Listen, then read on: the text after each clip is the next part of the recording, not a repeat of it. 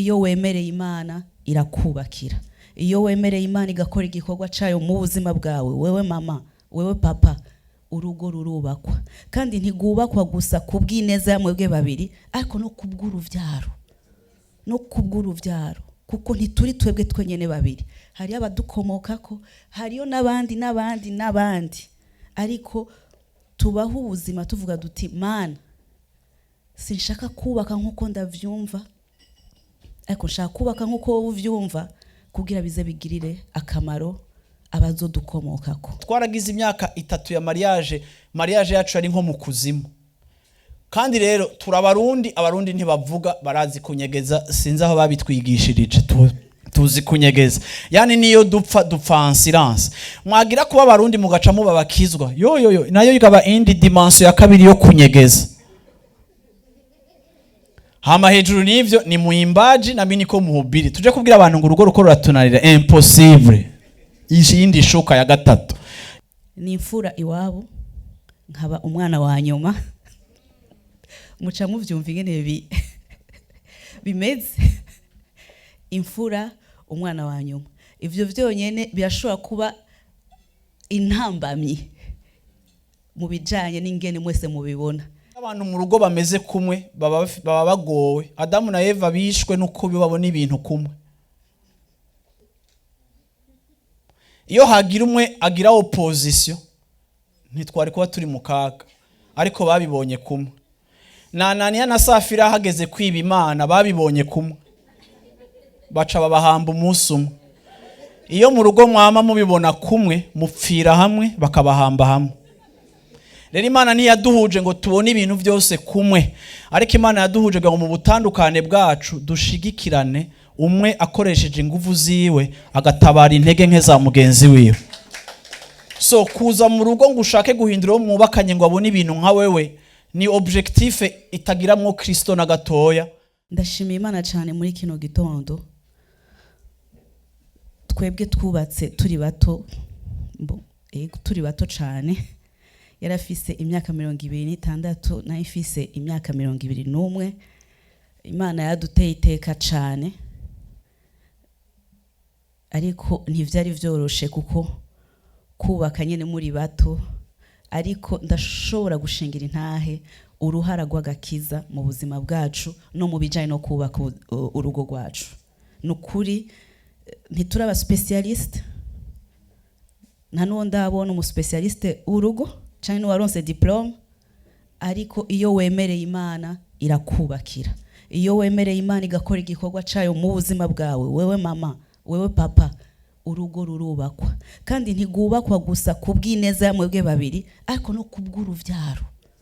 No kubw'uruvyaro. Kuko ntituri twebwe twenyene babiri. Hari abadukomokako, hariyo n'abandi. Ariko tubaho ubuzima tuvuga duti Mana, sinshaka kubaka nkuko ndavyumva, ariko nshaka kubaka nkuko wowe uvyumva, kugira bize bigirire akamaro abazodukomokako. Amen. Nukuri hari amadetaye menshi y'urugo, hari ibintu vyinshi bitugize, naco gituma dukeneye Imana. Ndashimira Imana kuri uyu mwanya, kuko igihe cyose iyo tuzunguruka hirya no hino turakunda kugira ibihe nk'ibi vy'ingo, kuko usanga aho ushitse hose haba hari imiryango, kandi twizera ko imiryango canke amafamiye canke ingo ari urufatiro rukomeye ku buzima bw'ikintu cose, ndetse n'ishengero gusa, ariko n'igihugu. Ubuzima bw'ikintu cose burafatiye ku buryohe canke ku bwiza bw'ingo buri aho hantu. Yesu ashimwe cyane.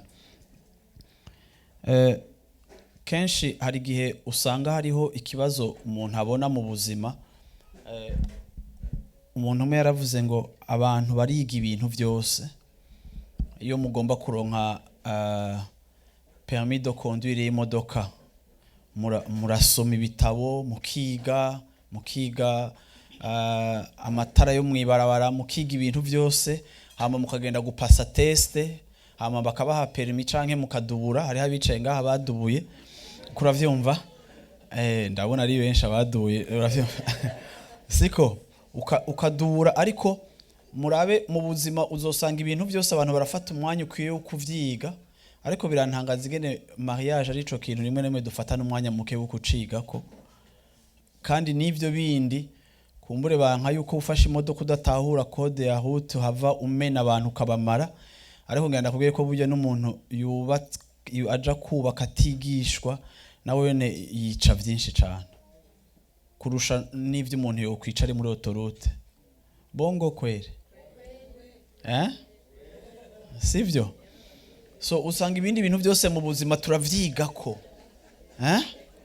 siko ibintu byose turiga muraja mu formation nko ngaha mu gihugu iwanyu nibaza ko nta kazi na kamwe umuntu yinjiramo batamuhaye n'aga formation gato kica agomba gukora sivyo ariko ugasanga tugenda ariko ugasanga ikintu kijanye n'urugo nico kintu abantu bashize ipembeni uravyumva abantu bakorokeramo nyene nk'abantu batarukiye ahantu ugasanga ariko nta abantu ntibaronse umwanya wo kwiga ngo bamenye ngo mbega icimviro c'Imana ku rugo ni ikihe Imana ibona gute urugo uravyumva rimwe ugasanga bamwe baronka message y'umunsi wa mariage kenshi bataba ariko bariyumvira bakumviriza uri kurigisha ku munsi w'ubukwe bariko bariyumvira muri reception ngene badekoye bako barimba mbe baje gupanga za ntebe canke ya mahema mbega kamera zira ukura vyuvuga ugasanga n'abantu siho bari ariko kabari iyo message ya mariage baronse ako ugasanga biragaragaza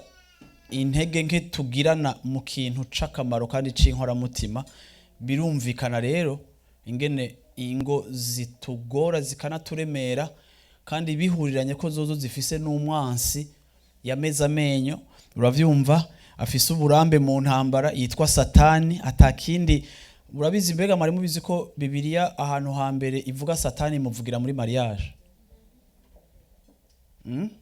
niho hantu tumumva niho hantu hambere intervene mu rushengero yatanguriye mu rugo rwa Adamu na Eva niyo terrain yiwe ya mbere siko rero wowe ivyo uri kuracamo bwira umicane uti ni peti uravyumva niho yamye ari kuri iryo zamu ryawe yamye araho uravyumva ni vraiment ni co gikorwa ciye Imana iratwereka yuko ukutamenya ari kimwe mu bintu bitwishe mu buzima bwacu kandi Imana ikanatwereka yuko iyo ukengereye ubwenge uja kure y'Imana canke ngo utabwa kure y'Imana kuko wakengereye ubwenge ni vyiza yuko usobanukirwa yuko ubwenge nibwo budushoboza kubaka ingo zacu ubwenge bw'Imana buradushoboza kubaka ingo nziza Yesu ashimwe cyane haleluya amen usomye umurongo ushaka dusoma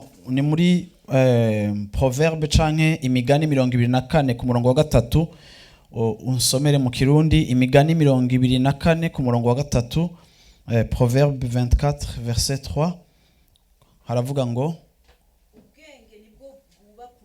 ubwenge nibwo bwubaka urugo kandi ubukerebutsi nibwo burukomeza mu gifaransa havuga ko intelligence niyo irukomeza l'intelligence affermie haleluya c'est par l'intelligence que urugo rwiyafermisa rukomezwa n'ubwenge haleluya ukumenya niko guhagurutsa inzu haleluya ubwenge nibwo buhagarika inzu siko hama ubumenyi nabwo ni bukarukomeza birumvikana yuko ica abantu benshi bakunda kwihenda ko twibaza yuko urugo rwubakwa na emotion canke amasantima dufitani ariko Bibiliya ntitubwira ngo emotion canke santima ufitiye wo mwubakanye yuko ari byo vyubaka urugo ndamaze kubona abantu uganira nabo bafasha mu rugo bariko barahukana ariko babajije umuma wese pembeni akakubwira ngo ndamukunda cyane ariko bakaba bakundana cyane ariko bakaba bari ku muryango wa divorce ukayoberwa none ko mukundana muvanye kubera iki ngo yave maje ndamukunda ngo ariko ntibigishoboka abantu ntibatandukana iminsi yose kuko bankana ariko kandi yaba gukunda gusa canke ibigumbagumba canke emotion dufitani yaba ishobora kubaka urugo birashoboka ko amadivorce yogabanuka ku rugezo aba ariko kandi ijambo ry'Imana ritwereka yuko si bigumbagumba, si amasantima, si ibyo niyumvamwo, si ukungene ndagukunda, si ibyo vyubaka, ariko icubaka n'ubwenge bwubaka rugahagarika urugo. Vyumvikana rero ngo nimba ubwenge buhagarika urugo bukagubaka, birakenerwa cyane yuko abubatse, Bwana sifiwe sana, abubatse birasaba yuko baba ari abantu bashishikara kwigishwa n'Imana, bagomba kuba ari abantu batari mu kutamenya, bagomba kuba ari abantu barushirize kugwiza ubwenge no gusobanukirwa ico barimo n'intumbero yacu. Kuko kenshi birashika iyo mukigira mariage muri batoya canke ahari hose muyigiriye mukiri muri ya misi yanyu ya mbere, iyo mu Kirundi usanga bagereranya n'iminsi y'urubeya. Urabona yuko urubeya umuriro y'uwakijuraka mu mwanya muto ariko gacuzima, ariko ibikomejwe n'inkwi canke n'amakara nivyo bishishikara kubandanya kwaka. Uzobona abantu bakonsoma mariage bakiri muri vya bihe vyo gushuha, hama hatangura kugira ivyo mupfa, kuko urukundo rwanyu ruzoba teste canke urukundo rwanyu rurashigwa mu muriro. Uwo muriro ugizwe na vya bindi by'ubuzima bwa misi yose, ingene mubona amafaranga, ingene mufise imigenderanire n'abandi, biki uko mugenda muronka ibintu byinshi mupfa, niko kwa gushuha canke cagishika kigenda kirategwa. Nimba ari ico conyene rero cari kigize urugo rwanyu, nta kabuza ruzohenuka, kuko rudashinze imizi kure kandi rutubakiye ku bintu bikomeye. Hama rero uko mugira ivyo mutabona kumwe bikabateranya, ugasanga muri ico gihe kwa gushuha kwagabanutse, igisigara gishigikira urugo ni bwa bwenge. Burya bwenge nibwo bushishikara kudufasha kumenya ni gute, uravyumva, dushobora gushishikara tuje imbere, ni gute dushishikara kugaburira ubucuti bwacu, ni gute dushishikara kuvomerera urugo rwacu. Abantu benshi usanga bubatse ariko ntumenye ngo mbe ni gute tuvomerera urukundo rwacu, ni gute tugaburira urukundo rwacu. Igihe hari ikintu kiko kiraza kurugabanya, ni gute dushishikara kugaburira. No kuvuga ngo ubiravye urugendo rwanyu rurero gukubaka ruzoha agaciro ubwenge mufise kurusha uko ruzoha cana agaciro amasantima mufitani. Kuko santima canke ibigumbagumba ni ibintu bivaria, bimeze nk'igicu ca Maine.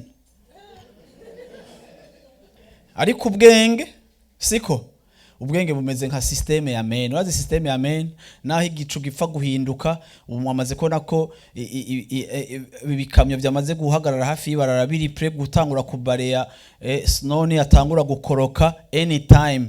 Igituma mushobora gushishikara kubaho ikirere cahindutse nuko hariho ubwenge bumentena ubuzima bugashishikara malgré yuko ikirere cahindutse. So no kuvuga ngo iyo ikirere gihindutse, ubuzima buba soutenu n'ubwenge busutena system. So urabona yuko ubuzima rero bugizwe n'ivyo byinshi bihinduka, ariko kandi tukagenda dutabagwa na systeme z'ubwenge exista kugira ngo zishobore gusupporta canke gusutena ibitagenda neza canke ibitameze neza.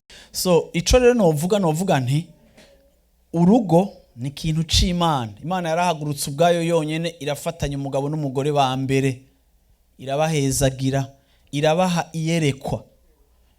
Ndagomba kubibutsa yuko Adamu na Eva ikintu ca mbere Imana yakoze bavugisha. Musoma Bibiliya hari igihe Imana yavugishije Adamu wenyene, ariko musoma kandi Bibiliya hari n'igihe Imana bavugishije ari babiri.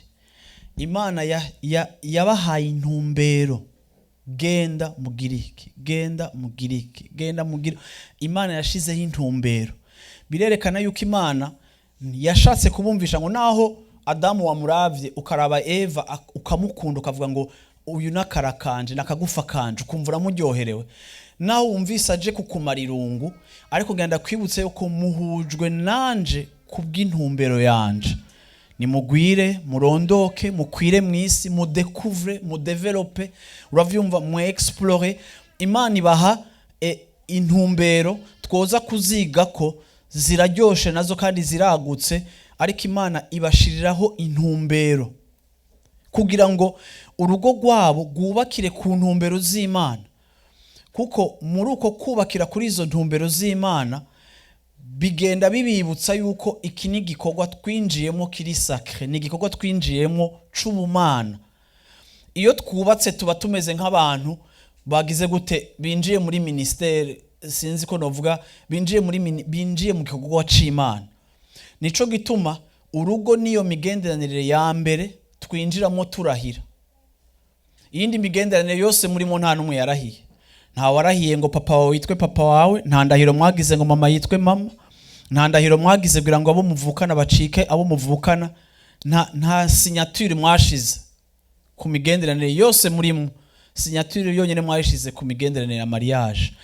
Muraja mu miryango, imiryango iravyiga, iravuga ati okay, muragenda mu gihugu kirafata iminsi 10 ningaye kuraba ko mushobora kubakana, kiravuga ngo okay. Muraza mu rusengero, barakora filtre yabo, baravuga ngo okay. Nukuvuga ngo izo zose ni inzego zigenda zikwereka uburemere bw'ingene ico kintu uri kuracinjiramo, kugira ngo naho mwamwinjiyemo mu bigumba gusa canke muri emotion na sentiment, izo steps zose mugenda muracamo nizo zigenda zitahuza gravité canke lourdeur canke uburemere bwa engagement muri ko murajamo. Kuko murabona ati no kwinjira ntivyoroshe, nubwo kubivamo bisigaye vyoroshe muri no myaka, bivaye naho ubuzima n'ingene isi irikiragenda imera. Ariko kandi nganda kwibutse ngo iyi niyo migenderanire yonyene ujamwo wabihisemo, wavyiyumviriyeko, bakanakubaza ngo uravyemeye, uravyumva, nta yindi migenderanire. Ibi byose rero iyo bitwereka uburemere, bitwereka erreur ya mbere Adamu na Eva bakoze, nuko bamaze gutangura kugenda ico bavuganye n'Imana mu mwanya muto baragikengereye. Hama murabona nabo ingene badukwegeye. Ariko ndakunda kuvuga ngo Adamu na Eva vraiment je naho ndabafitiye umuhari vraiment, naho ntako bajya batipe vraiment aho tuzohurira bajya abantu baradukwegeye. Ariko kandi rimwe mpora nibaza none je nawe twari kuba turi Adamu na Eva bakadushira muri kijya kibanza cyayo, ntimwari kugira rijya gafe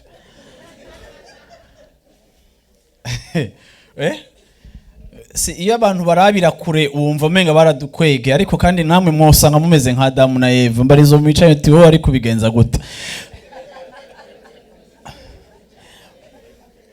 Ariko kandi baratubera icigwa kibi canke bakatubera icigwa ciza c'ivyo tudakwiye kwirengagiza mu rugendo rwacu, kuko Imana n'umuhanuzi mwiza. Abana banyu yo mubahana hari ibintu badatahura mubahanye, ariko nibakura bakavyara bazoca babitahura. Hari abakobwa benshi canke abadamu benshi mumaze kuvyara, benshi baciye bibuka banyina, bamwe bakiriho abandi batakiriho. Ariko urabe vyagusavye gushika ku myaka 23 kugira ngo usobanukirwe igitsure ca mama. Mama yagubwiriye igitsure ufise imyaka 5, 8, ntiwigeze umutahura, ariko uvyaye waciye umutahura. Urabona uwo mwanya, ariko uwo ni juste mama. Raba we na mama ekari hariya understanding canke ya comprehension. Imagine rero Imana ivyitahura wowe udatahura, ikubwira kukiziko udashobora kuvyumva, ariko ukabanza gukubitana imigere nayo. So ibi rero ndabitahura canke ibi ndavyumva, ndagomba kwibaza ngo mbega ni gute ngomba kubaka urugo rwanje. Je nabaye imfuvyi ndi umwana muto cane, uravyumva. So ariko kandi je nagize enfance canke ubwana bwanje buto bugoye, kuko naho Yesu yahinduye ibintu, ariko je nari umwana kubagana cane kandi ndi muto cane. Urabona nk'umwana ashobora nko kudubura muri primaire nka 2 urashaka guca wumva yide, uravyumva yingene yaba ari umwana toroshe. Nari babana bakubitwa iminsi yose muhira, gakubitwa n'imisi yose kwishuri, komplike nyene babana. Abahungu ba vrai je rimwe namwe mpora abavyeyi bafise abahungu mu ntwuro kwaga ntimwikaruma abahungu ntitworoha vraiment, kuko hari gihe usanga abavyeyi b'Abanyafrika mukunda ikinuma naho ngaha mu bikora mwinyegeje, ariko kandi hari ha abana baba bagoye vraiment. Ariko ugasanga be nabo bana bagoye nabone muri Afrika tendance nuko bene uyo mwana arakubitwa cyane, agakubitwa cyane. Je nakubitwa kwishuri, bakaza babana bakubitirwa kwishuri, wataha bakakongera. Ariko ugasanga tu kubera ukuntu uri turbulent canke ariko uteye canke umeze, ugasanga urakubitwa canke imisi yose uri atake. rero bene abo bana bama bari atake imisi yose mu buzima bwabo, bama bariko barakwegwa matwi, bama bariko barakosogwa. Je naho mama yabavyutse habaye ikosa mu nzu yabari surikari je narikoze, kandi vraiment 9 ku 10 yabari je narikoze, ntiyarinda kuba yahishuriwe. Uravyumva niko vyababiri. Hariho rero abantu baba bameze uko. So rero bene abo bana kenshi tugira ibibazo mu miryango, abana baba bameze uko, kuko bene abo bana barakarigwa, ariko buhoro buhoro iyo ukarigwa, iyo abantu bagukarira cane canke iyo wa muri mu makosa, ugenda udevelopa umutima ukomantaye, hama ukadevelopa n'umutima ukwiproteja, kuko uzi ko anytime ni wowe uza gusanga uri mu ikosa.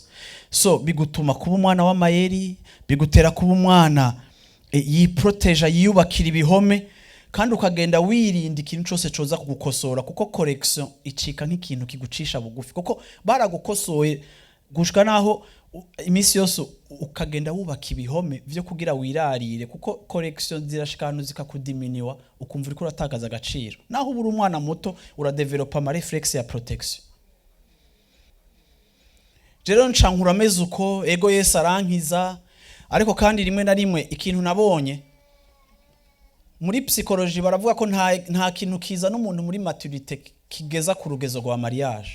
Urashobora kwiga amashuri, urashobora kuvoyager, urashobora kugira ama experience y'ubuzima, urashobora kugira carrière zikomeye, ako nta kintu kizana umuntu wese muri maturité nka mariage. Mariage niyo migenderanire yambere ihari yashizweho ituma umuntu akura ubwana bukamuheramo. Reka ndabakarorero, imigenderanire yose mwabayemo mu buzima, ufise abagenzi bagukorera ibintu udashaka, urabaheba ukabakwepa, akanakwandikira message ukavuga ngo ndi busy, ariko uwo mukaba murahejeje. Ubwiza ukuruka mugati je ujya muntu twarahejeje, umunsi umwe yambwiye uku turahejeje. Ugasanga ibintu byose biza bigushira muri contrainte, ushobora kubivamo. None bigenda gutushitse muri mariage, ko mariage yoyo ata option wahawe yo kuyivamo aussi facile canke mu buryo bwiyoroheje. Iyo yisanzemwe bigupinga uca ubigenza gute? So uca wisanga mariage naga prison Imana yaguteguriye, ako ga prison ugashizemwo ugomba kunyoroka, isiko ugomba gukosorwa, ugomba guhinduka, so turahinduka canke urapfa.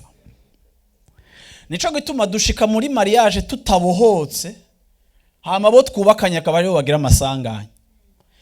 Ariko ukavyuka mu gatondo usanga kuko bitari vyoroshe kuyinjiramo, siko biza kukorohera kubivamo, kuko hari inzego utegerezwa gusubira gucamo zo kuja gusigura igituma ugira ubivemo. Siko rero contrairement ya migenderanire yose wagiye uravamo, mariage ntibapfa kuyivamo, siko gabantu b'Imana. Ariko rero nasanze ako ga prison karakenerwa, kuko mariage umuntu mwubakanye Imana imuha ibanga rikomeye. Reka nakubwire, umuntu mwubakana muhura mukuze, ariko Imana imuha urufunguruzo rukomeye rw'ubuzima bwawe ku buryo udashobora kuvyumva. Niwe Imana iha uburenganzira bwo gukora ahantu abandi bantu bose batigeze bashobora gukora. Aho abantu bakora ugaca ushiraho distance, none uwo mwubakanye uza kuyishiraho gute? Ko mujyama mu gitanda kimwe mugasangira ibintu vyose, uza kumukwepa gute? Yani ni kupona wala ni kukufa. Imana yaravuze muri Genese, iravuga ngo umugabo azosiga se na nyina, azogenda kubana n'umugore, bazoba umwe, bazoba karamata. Niyo migenderanire yonye nibaho yo muri Bibiliya ivugwa ngo tuzoba umwe. Wewe n'umwana wawe waruzi ko mutari umwe, wowe na papa wawe urazi ko mutari umwe, wowe nawe umuvukana urazi ko mutari umwe. Umuntu muba umwe n'umuntu mwubakanye. Niyo relation yonyene yo muri Bibiliya Imana yahaye iyi dimension, aho ibintu bibiri bicika kimwe. Ibindi bintu bibiri bicika kimwe ni Imana n'umwana na mpwemu yera, aho batatu bacika umwe niho honyene iyo formule fonctiona, aho batatu bacitse umwe. Ibi biratwereka yuko iyi migenderanire iratwigisha yuko no muri mariage no mu ngo zacu turi mu migenderanire itari parfait, idatunganye. Nkuko n'imigenderanire yacu na Kristo, ku ruhande rwa Kristo iratunganye, ku ruhande rwacu ntitunganye, ariko ni watunganya vyose. nico gituma no muri mariage Imana itwemerera kubana n'abantu bari imparfait kugira ngo uko twese tutari bazima tutari beza Imana iduhuze itwigishe urukundo rutavuye kubwo gushobora, urukundo rutavuye mu kuko ndabimerita, ariko rugomba kuba urukundo ruvuye yuko narabihisemo. Yesu yaraduhisemo ngo tukira abanyabyaha yaradukunze. So muri mariage iyo ntahura ubucuti bwanje na Kristo ngomba no kubutahura bukamfasha gutahura ingene ngomba no kuba no muri mariage yanje mu gicapo c'ubumana. Nimwatakaza dimension y'ubumana muri mariage ziriko zirabaruhisha, ziriko zirabananira kuko mwatwaye dimension humaine canke urugezo rw'abantu bwo gusobanukirwa, kandi urugezo rw'abantu ni ruto, n'intumbero z'abantu ni nto. Nimwubaka kugira ngo muvyare, none nimwamara kuvyara uravyumva ngo ngo mva ndashaka mariage, ngo ndakuze, ngo ndashaka abana, ngo ndakunda abana cyane pastor, ngusengere ngo ndonke umugabo, ngo ndakunda abana, yo ndakunda abana, umusengere ndonke umugabo, nukugira ngo umusengere cyane pastor, ngo ndonke umugore, ngo ndakuze, ngo ndakuze, ngo nanje ngifoko ndonka, ngifoko nanje, uravyumva. Reka ndakubwire, iyo ubakanye n'umuntu ushaka abana, none uronsa abana ni kubera iki mubandanye. Iyi ntumbero zawe ari zito n'urugendo rwawe rurabiha. Iyi ntumbero zawe ari iz'abantu canke ari iz'umubiri n'urugendo rwawe rucika ugumubiri. Sinubaka kuko nkuze hama ngo nza n'umugore nkuko umenga umugore ni complément d'objet direct, ngo nararonse akazi, ngo ndafise carrière, ngo naronse amafaranga. Hari abantu usanga bavyimvira gute ngo naronse, ngo ndafise inzu, ngo ubu ndakeneye umugore, nkuko umugore nimenga ni accompagnement canke ni dessert. Uravyumva, urabona washitse ahantu rero harageze dessert. No, iyo turiko turubaka kubera impamvu z'umubiri ingo zacu zirabiha, ariko iyo turiko turubaka dutahura yuko urugo ari igikorwa c'imwemu, ntako bishoboka ngo urugo rwacu rubihe kuko ivy'imwemu ntibihera.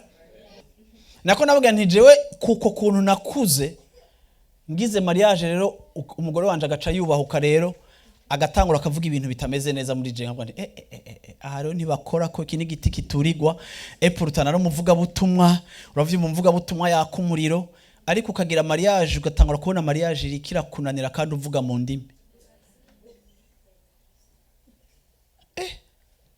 Preacher ukabona ibintu birakomeye. Je nahora ndaba madamu nkamubona mu ijoro arikararira kubera je ndi umuntu abantu bose bazi ko ndi umuntu mwiza, nkunda abantu, ariko nkabona arikararira kubera jewe ndavuga nti ibintu ni danger kwera, ibintu birakomeye. Ariko nanje nkumva umenga sishobora kumuhebera kuko yakoze ahantu badakora, aha nta muntu numwe ashobora kuhashika, nta muntu numwe aha ntibakorako. Kandi kuko nabanye n'abantu atanu mwahakora, ariko kandi Imana iragushikana ahantu. Urabyumva kenshi nkunda kuvuga ngo mariage ni muri ring ya box. Muri ring ya box ari ahantu batwara umuboxer bakakugaranira muri angle. Iyo bakuzanye muri box bakagushira entre imigozi niyi, baraguhonda bakaguhondera rimwe ubura nikigutabara. Muri mariage bwira mu mice uti uzohondwa vraiment.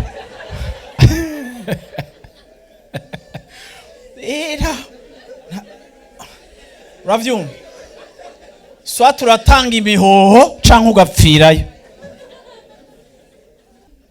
So ukumva hani bakorako, hani yo cyane cyane rero nka twega abagabo b'abanyafrika turi biti biturirwa. Uravyumva hari ukuntu umugore ashobora kubwira ikintu cumvikana ariko wo kavuga ati ndaguhoye ton, ico wavuze cari cako uburyo wakivuze, volume wakoresheje, ingene wari uhagaze, ingene wari ukoze mu mifuko, ivyo bituma nico wavuze gicika.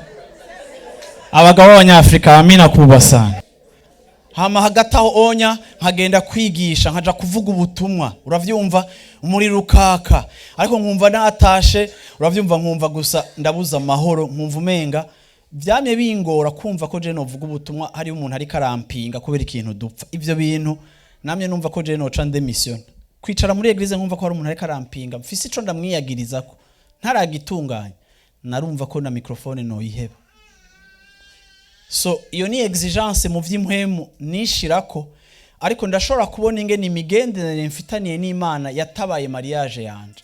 iyo hatari kuba hariho gukunda Imana no kubaha Imana nta kuntu je mariage yanje nari kuba no musi ndiko ndakwigisha ngaha kandi naho nari kuba nkijijwe kuko narumva yuko vraiment hariho ama blessure yo mu bwana mfise ku buryo nta permeta ko hari umuntu numwe ashobora kubahuka je bakankosora kuko impome zanje zari zikomeye ibinzitizi zanje zari zikomeye kirazira gushika ahantu hamwe hamwe je nakuze kubera gukarigwa kandi wana muntu yamakarigwa gacupfa kare upfisha abavyeyi kare hamugacu uri mukuru uri imfuvyi je nakuze ntakunda umuntu anyitwararika biranyorohera cyane kuja ku bantu mfise umutima w'abantu ako umugore tugize mariage akacatanga byandi byo muri Afrika babigisha ingene abagore bafata abagabo nkabona ashaka kunkorera ibintu reka aje kumbaza ivyo mfungura je sinigeze ndonga umuntu ampa ivyo bi affection atangore kunyibazisha ibintu ngo ndakugaburira ngere gute navyanka nawe agatsitara kuko nawe wene yumva ko agomba kubinkorera nkabikubita ishuti nkumva ni ariko urumva ko utwo twose n'utudieze ku bantu bazi umuziki uravyumva utwo twose n'utudieze tuba turutundira muri mariage turiko turatandukana cagihe turi muri fiançailles twatelefonana twe nta na mobile zari zihari gwa dutelefonane ni kuri telefone fixe akarinda kuba ari muhira tumeze nk'abashatse gushwana mugaca mwikabushanya 3 jours ariko muri mariage naho muja uvyuka ari ngaho ukaryama ari ngaho ibitakosowe rero biraza gucika urudubi uko vyiyongera ku bitakosowe neza bigacika iyarara ryuzuye ryasashe yanyu ya noire uravyumva kandi bataza no kwevakiwa kuko nta trashe ntawuza kuza kubitwara ni hapo uravyumva nta caga ikamyo co mwikartier kiza kuza kubitwara bigomba guherera hagati muri mwebwe nyene siko so ni gute none urugo rwawe gokira nimba Imana idafise ijambo rya nyuma mu buzima bwawe bantu mwubatse uwo mwubakanye nimba yubaha Imana izomukumarira amanyamafisa Imana yakoresheje umugore wanje mu kuntu hahuza ko jewe ngwaye naho mfasha abandi ntangura kubona ko jewe ngwaye ntangura kubona ibintu ngomba kudiringa navyo kumusaraba nkabizanira Yesu nkabimuririra nta muntu numwe yegeza bicokoza nkuko wewe yabicokoje uravyumva niwe yarafise urufunguzo rwo gucokoza ivyondo biri munsi ntanzi nuko mfise uravyumva ariko ko bija habona nkagenda numva yuko ngomba kubizanira Yesu kugira ngo abimfashe uko narushirije kurira Imana ikagenda imbohora nkiga ibintu ntari nzi mu buzima nkiga ibintu bishasha nawe mu ruhande rw'iyo gutyo urugo rwacu rutangura gukira twaragize imyaka 3 ya mariage yacu ari nko mu kuzimu kandi rero abarundi ntibavuga barazi kunyegeza sinzi aho babitwigishirije tuzi kunyegeza yani niyo dupfa en silence mwagira kuba abarundi mugaca mu babakizwa yo nayo ikaba indi dimension ya kabiri yo kunyegeza hama hejuru nivyo ni muimbaji na mimi niko muhubiri tuje kubwira abantu ngo urugo ruko ruratunarira impossible yindi shuka ya gatatu iciza kandi ko kunyegeza ibintu byose ubu usanga ivyanyu biba biriko birapfa ariko murambwira abantu nti naho binyegeza biriko birapfa bizoteba binuke n'abandi bose babimenye pfumuza kubitubwira hakiri kare dutabare hakiri kare kuko to utare ico satana ari karakora nawe azogishira habona nkuko nici Imana ikora gishigwa habona je nta rufunguruzo mfise bwo guhindura umugore wanje nkuko nawe adafise ububasha bwo kumpindura nta muntu numwe muri mwebwe yahamagariwe guhindura ububakanye nta numwe Imana yahaye n'ububasha bwo guhindura ububakanye yaba vraiment bo shobora guhinduka je wanje nako namugize yari yo buto naho bari kubwira ibi araska nari kugenda nkayifyonda nkayishikira nkafyonda agacamera nkanje ariko nari kuba ngowe kuko abantu mu rugo bameze kumwe baba bagowe Adamu na Eva bishwe nuko bibabona ibintu kumwe iyo hagira umwe agira opposition ntitwari kuba turi mu kaga ariko babibonye kumwe Ananiya na Safira hageze kwiba Imana babibonye kumwe baca babahamba umunsi umwe iyo mu rugo mwama mubibona kumwe mupfira hamwe bakabahamba hamwe rero Imana niyaduhuje ngo tubone ibintu byose kumwe ariko Imana yaduhuje ngo mu butandukane bwacu dushigikirane umwe akoresheje ingufu ziwe agatabara intege nke za mugenzi wiwe so kuza mu rugo ngo ushake guhindura uwo mwubakanye ngo abone ibintu nka wewe ni objectif itagiramwo Kristo na gatoya siko ariko mwubakana kugira ngo umwe yunganire mugenzi wiwe mu buryo Imana yabahuje. Hari ivyo afise, hari ivyo udafise, hari ivyo ufise, hari ivyo adafise. So iyo turiko turakura rero mu rugendo rwacu gukubaka, twiga gukunda abo twubakanye apana kuko ari beza, ariko twiga no gukunda ububi bwabo. Twiga no kubakunda muri faiblesse yabo nkuko Kristo adukundana n'intege nke zacu. Ica kabiri tugomba kuba dufise mu ngo zacu kugira ngo urugo rwacu ruryohe kandi rube urugo rukomeye, tugomba kuba dufise iyerekwa ry'umuryango wacu, vision ya famille yanyu niyihe ntumbero umuryango wanyu mufise, niyihe vision.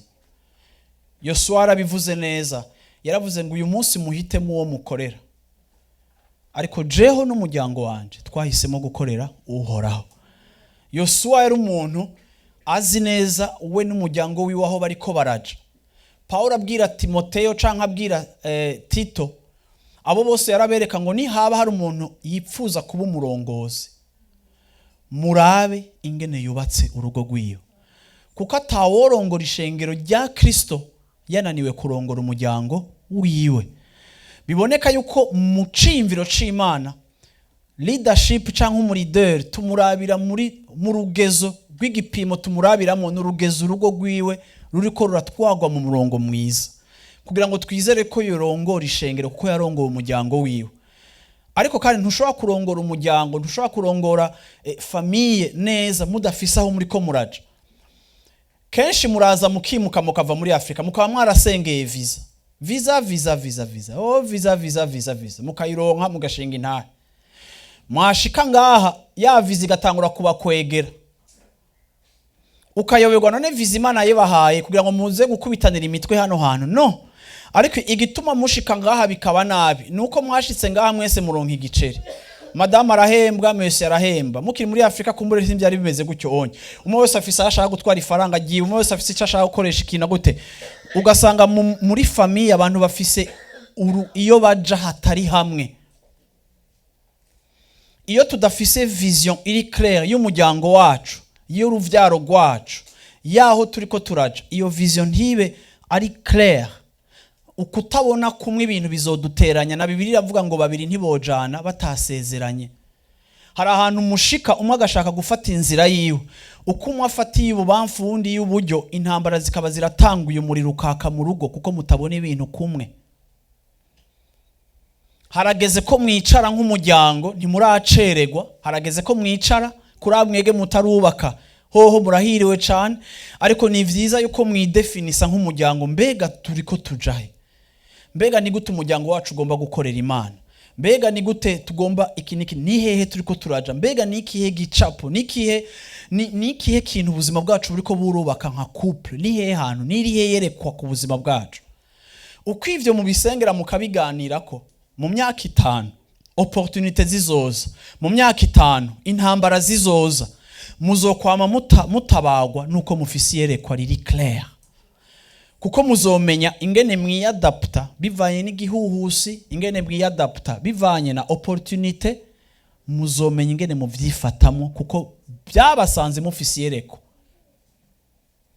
Nimba mufisi yerekwa ry'umuryango ryo gukorera Imana, mukava muri Afrika mukaza muri Etats-Unis, mwibaza ko muzoca mubiheba? No, kuko ni ikintu mwavuganye n'Imana, ni ikintu cari mu masengesho, ni ikintu mwiyumviriyeko. Mushitsa ha mugahora n'ubuzima bubagwanya butaborohereza, mugwana mukora ibishoboka byose kugira ngo mukore ibintu ko Imana ibishaka. Iki dushaka gushika ko mu myaka 2, ni gute dushaka ubuzima bwacu buzaba bumeze mu myaka 5? Bantu b'Imana n'ibihugu bigira vision vyubakirako, siko na entreprise mukorera zigira objectif zubakirako. None kubera iki mariage yo itagira objectif? Ibi ni bya bindi vyerekana ubukene buke dufise bwo kumenya, ari byo binaca bituma tumererwa nabi. Ikigira 3 kizodufasha mu rugo rwacu, ubugenzi bwacu nk'abubakanye, friendship.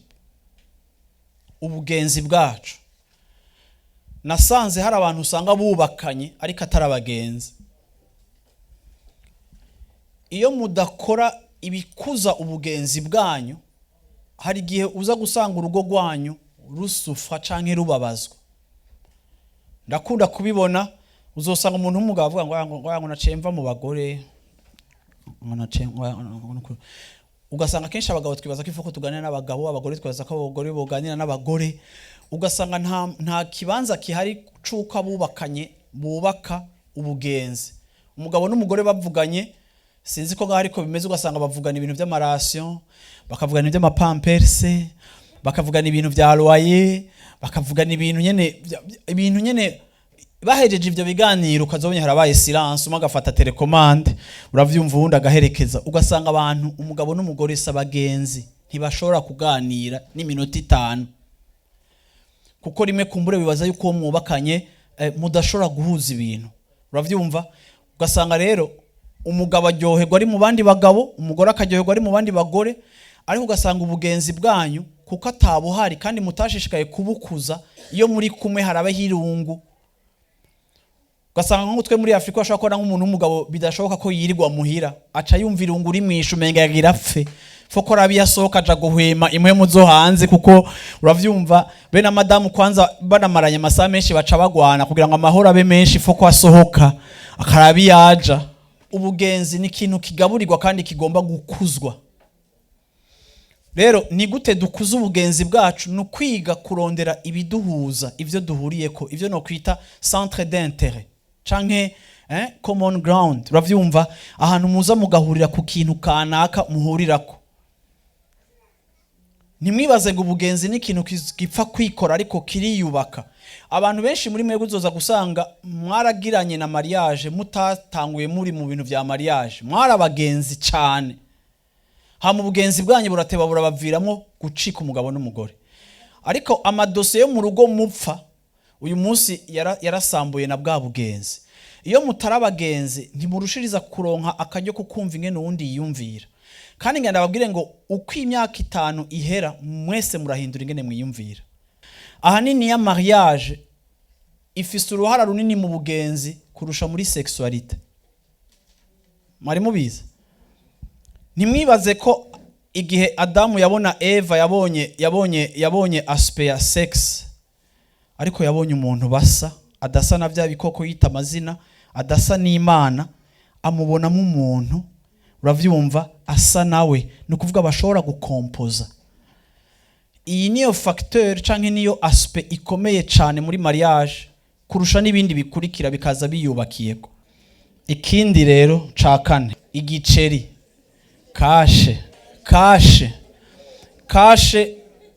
kashe ni ifise ibice 60% vya cause ya divorce kashe amafaranga yanyu akoreshwa gute mufise relation iyihe n'amafaranga amafaranga muri couple mufise attitude imeze gute ku mafaranga ni gute dukoresha amafaranga yacu mbega tuvyumvikana ko kugeza hehe iyo mfise ndumugabo canke umugore iyo ufise ingene ukoresha amafaranga mutavyumvikana ko n'umwubakanye iyo icika porte d'entrée ya satani kugira ngo abadetruise ngenda bankuhaje naho ubuzima bwa Amerika bubaha independence financière mwese mukaba mufise income zanyu zitandukanye ngenda batera intege vraiment kugira umuco hagati yanyu kubijaye n'ingene amafaranga yanyu akoreshwa narabonye amakouple usanga amafaranga umwe afasha biwabanyegeje uyundi utu Western Union two mu kinyegero kandi bugiye ibintu ari byo mu kinyegero ikinyegero barakijera kinyegero rikanga kataka message azakugwa ko ki telefone yawe ugiye muri douche kavuga ngo mbega ya mafaranga kutayarungika kacofata ibihembe kuva jya rubarungikira amafaranga ese nanzi kurungika ngo yango nivyo uyu munsi gusa hajya kunyegeza ni probleme kuko kunyegeza utegezwa kubijera yo unyegeza utegezwa kuvya kompanya ukabiherekeza ugacuruha ariko kenshi ikintu kidutuma mu mafaranga tutari transparent nuko wirinda yuko uwo mubakanya kubwira ngo no so mukwevita kwa kwankira ukanyegeza ariko muri uko kunyegeza ntumenye yuko uri kuratera uri kurabwira satani wamugurira imiryango ngo kazi wacu kuko ikintu cyose c'umwiza wentegra muri famille yawe umenye ko satani kizokwama gicika intebe yiwe ikintu cyose cikinyegezwa canke cikinyoma winjiza mu rugo rwawe umenye ko kijya anya ari intebe n'igitanda n'uburengeti uri kurasasira satani twige kuba abantu bari transparent kandi bavugana no kukungena amafaranga yacu akora, kuko mwibuke yuko turi umwe, mwibuke yuko turiko twubaka inzu y'Imana, si inzu yacu tuko turubaka n'umuryango Imana yaduhamagariyemo, turiko tukora igikorwa c'Imana. Nta kuntu ukora igikorwa c'Imana ukagikoresha ibirungo vya Satani. Iyo ni melange izozana ibintu, si ni piripiri, kuko ipiripiri benshi murayirya ariko sinzi ico bizozana, ni sumu muri mariage yanyu. Kashe ngo kubera ko twama dufasha biwanyu tudafasha biwacu kugira ngo tugire amahoro mu rugo. Urakoresha yawe ufasha bushaka, nanje nje koresha. Hari ibintu mu rugo dupfa kwakira, tuvuga ngo reka tubigira uko, ariko ukasanga tubigira nabi, ariko bikitwa kara ama solution twatoye, ariko mugasanga sina ama solution, ahubwo na ama solution n'uburozi, kuko ni ibintu bitari bizima. Tukigira gatano kidufasha kubaka urugo rwiza ni migenderanire dufitaniye n'abandi bantu hanze ya twebwe. Umugabo n'umugore muri umwe, ni gute imigenderanire yanyu n'abandi bantu imeze? Kuko hari igihe usanga muri couple muteranywa n'imigenderanire, ugasanga umugabo wawe ntakunda abagenzi bawe, ugasanga umugore wawe ntakunda abagenzi bawe, canke uwo mwubakanye ntakunda ubucuti bwa hafi ufitaniye n'ujya canke n'ujya. No kuvuga ngo tugomba kuveya ku mahorasyon yacu. Aya mahorasyon ndayashira mu buryo bubiri. Hariho amahorasyon n'amafamiye yacu tuvamwo. Uza gusanga hari igihe amafamiye tuvamwo agomba kwiyinterfera canke kwiyempoza muri mariage zacu. Ariko mwibuke ko umugabo asiga se na nyina akagenda kuba n'umugore bakaba umwe. Iyo niyo migenderanire, hamwe no gusonera abavyeyi bacu, ariko iyo niyo migenderanire ya mbere ikomeye. Ariko iyo muri mariage zacu abo tuvukana usanga umugabo atrusting abo bavukana, umugore akizera abo bavukana kurusha uko yizera umugabo wiwe. Ibi biraza bikabangamira mariage, kuko uravugana ikintu n'umugabo ugacuja kubaza sister, uravugana ibintu n'umugore uravyumva ugacuja kuvugana na papa, ugasanga ya decision mwafata nk'umuryango iragarutsweko kuko wubakiye ku buzima. Uravyumva aho imigenderanire yawe idepanda ku bandi bantu bari en dehors ya mariage. Tugomba kuveya rero kugira ngo ayo mahorasyon dufitaniye n'abandi bantu bo hanze ntaba ari amahorasyon ari nuisible canke abangamira mariage zacu. Nibaza ko hari ibintu mutakigira byaba mu gihe wumva nk'iwacu ushobora gusanga umuntu afise ibintu n'amabien afise ariko famille we yatavyize. Ugasanga umugore ntazi umugabo aho yaguze amaparcelle, ugasanga amakonte y'umugabo afiswe nabo bavukana. Uravyumva, ugasanga umugore tumufata nk'umuntu wo umugore abataranavyara, ugasanga tumufata nk'ikindi kintu umenga si umuntu. Ivyo bintu byose byari ibintu biri diabolique biba mu mico yacu. Tugomba kuhokonesa ko mu mico yacu hari ibintu bitari ivy'Imana birimo, tukubaka nk'uko Imana ishaka. Niyo migenderanire ya mbere ikomeye. Ejo bundi mu myaka yahera namenye umwana w'umudamu ya divorceje, wasanga nyina belle-mère inabukwe, ni inabukwe, yaraza mu rugo rwiwe agahindura intebe ingene zapanzwe, agahindura intebe akazipanga uko umugore atariho harari ku kazi, inabukwe agashika agahindura salon ingene ipanze, akirukana n'abakozi adakunda. Madamu yataha agasanga inabukwe yahinduye salon yayipanze ukundi. Yabaza umugabo ngo ibi nibiki ko wabihinduye? Ngo si jewe nani, ngo ni mama. Umugore agashaka ati aha rero ndagusavye ubu nyene ndamwubaha umunsabire ibi bintu ntasubire, ntashobora kuza guhindura ibintu mu nzu nkuko jewe ntahari. Ivyo sivyo. Umuhungu ngo ngo nimere kwe ahanya sindavyinjiramo. Hageze igihe aho uyo mugore atumira umuhungu wiwe gusangira nawe saa sita, hama uwo mugore agacabwira umuhungu ati hitana abana ku ishuri dusangire saa sita. Bakaja gusangira saa sita kwa nyina, kwa inabukwe. Umugore yataha saa sita agasanga umugabo n'abana siho bari, yafata telefone ngo mbega ko mutatashe, ngo twagiye gusangira na mamasha. Naho hantu rero rimwe na rimwe usanga hariho ibintu n'ama example ni menshi ntashaka gutakaza ku mwanya. Usanga ibintu turi mu miryango aho twaje tuva haguma hadetermina ingene turiko turubaka mariage yacu. Uru rugo ndiko ndababwira rwarasambutse kuko umugabo atashoboye guhagararira urugo ngo aruprotege, amenye uko aganira na mama wiwe amushingira karimbi. rero iyo tutize gushinga uturimbi mu mahorasyon yaba bagenzi yaba bo tuvukana, ayo mahorasyon arashobora kuzoza abangamira mariage, kuko bwibuke ko satani yitiza ikintu cyose kiri available kugira ngo adetruise urugo rwawe. Ikigira gatandatu, education y'abana bacu, ingene turera abana bacu. Iki kintu kiri mu bintu muri mariage yacu tugomba kubera amaso no kwiyumvira no gusengera. Abana ntibaregwa kumwe, abana ntibafise psychologie imwe. Uyu mwana uzomukosora ukuyundi umukosora uku, ariko ni gute mu rugo tuganira tukadefinisa ingene dushaka kuzorera abana bacu. Mvuga ikintu vraiment shaka kubadekuraja ko cyane cyane nka mwege mu mufisa abana bato, aho uza gusanga abana mu bihugu biri moderne, ariko cyane cyane twege mu bana b'abanyafrika bari hanze, usanga abana bacu ari abana barezwe n'ama écran, n'ama telefone n'ama YouTube, arico kintu tureresha abana bacu. Ngenda babwire yuko muri imyaka iheze uko tugenda hanze, tugenda tubona n'abana bagiye badevelopa ingwara zimwe zimwe n'urugezo rukomeye nk'ugwa autisme canke nibiki, ariko ugasanga ni ibintu biva mu ma écran. Hari amadese anime abana bacu tubarerera ko kugira ngo batekereze, mugira akazi kenshi bakabagora ukamwakiriza igiteleviziyo, ugasanga abana n'abana bibi televiziyo. Rimwe ugasanga abana baragize na retard zo kuvuga, uravyumva, kuko rimwe na rimwe n'ibintu tubanurisa ntituzi nico biva ko nibiki, aho ugasanga education z'abana bacu kugira ngo tubacecekeshe tubaha ibikoresho biba marirungu, aho ugasanga n'abana bari inactive, n'abana batari batinteractinga n'abandi kuko ari abana bama objet. Ariko ngena nabwiye ngo izo objet rimwe na rimwe ziradetruiza abana bacu. Ni gute twumvikana nk'umugabo n'umugore ibintu bigomba kuba mu nzu iwacu n'ibitagomba kuba mu nzu iwacu? Ni gute tudetermina ivyemewe n'ibitemewe?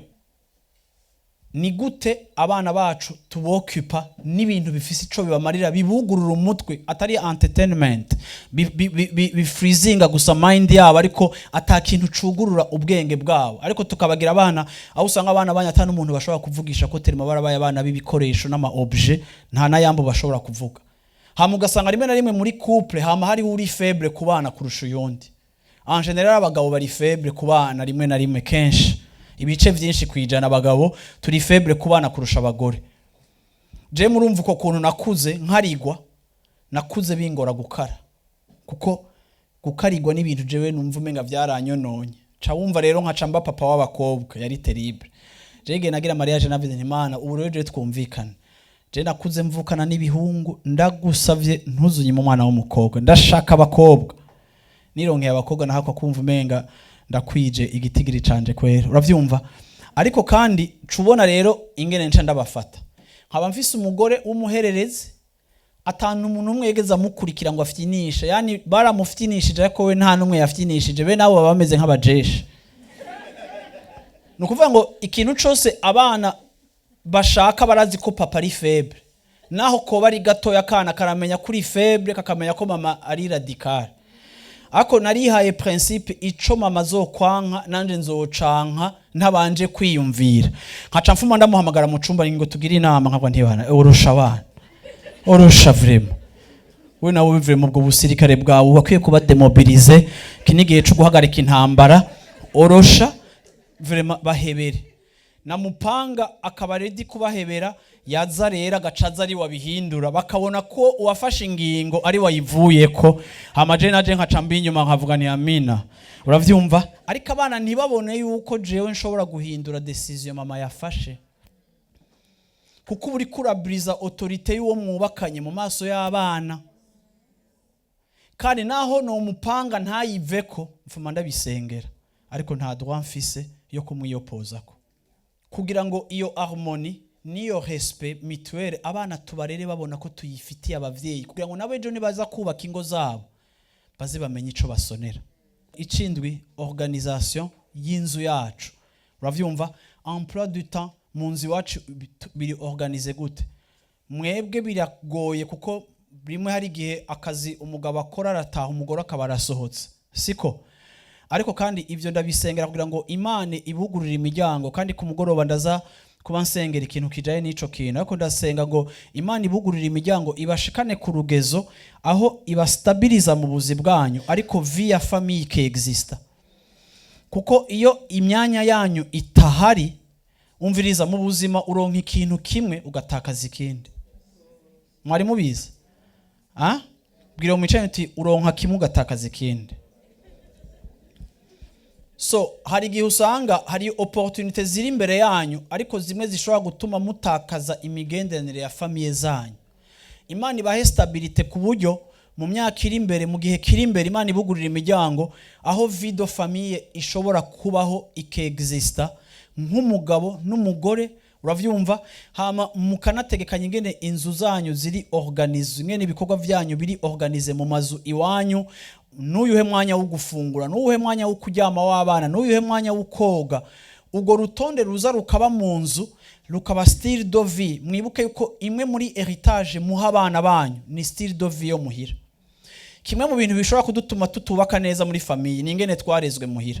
Hari abantu iwabo bafungurira mu gikoni. Kwanza ngaha mwese igikoni kiri muri saro, siko? Hari abantu iwabo nivuze hari iwacu muri Afrika. Hari abantu iwabo usanga bafungurira mu gikoni. Hari abandi kugira bafungure bose babanza kwicara ku meza hakaba gacerere, abana bose bakipanga, uravyumva, bagaca bagira urumenyetso nyene ibifungurwa bigatangura, siko? Hama rero nabandi usanga umarira mu cumba, undi akarira muri saro, undi ku rubaraza, umwe akajya dugije amaguru. Bivanye n'ingene mwafungura mushitse muri mariage, umwe wese ashaka kubikora nkuko yabirazwe. Kugira iyi famille nshashi tori ingene ibikora, mugomba kubiganira. So mugomba kumenya ngo muri education ingene dutunganya ubuzima bw'inzu yacu biri muri heritage duha abana. Heritage si giceri, ariko heritage na mavaleur y'ubuzima. Ibintu byose vuze rero, amen, ndavyise ibintu wokongereza liste ukayigira nini ya cane, ariko ni ivyimviro bike nshatse ko tuganira ko kuri uyu munsi, kugira ngo nk'abubatse tugende tuvyibaze ko ibi bintu vyifashe gute. Kuko muzoza gusanga yuko kimwe muri ibi iyo kibuze mu muryango wanyu canke mu rugo rwanyu, mwe murazi realite mubayemo nk'abantu baba ino, uturere twose dufise challenges zatwo. Na hano hantu hariho challenge mufise zanyu ko zisa nuko zitwa. Ibi bintu ariko biri general kuri twese aho tuba hose, ni bintu tugomba kubera amaso. Uburyo tuvyifashemo bizogenda bidetermina ingene ingo zacu ziryoha kandi zibingo zikomeye. Haleluya, amen. Imana ibahezagire cyane.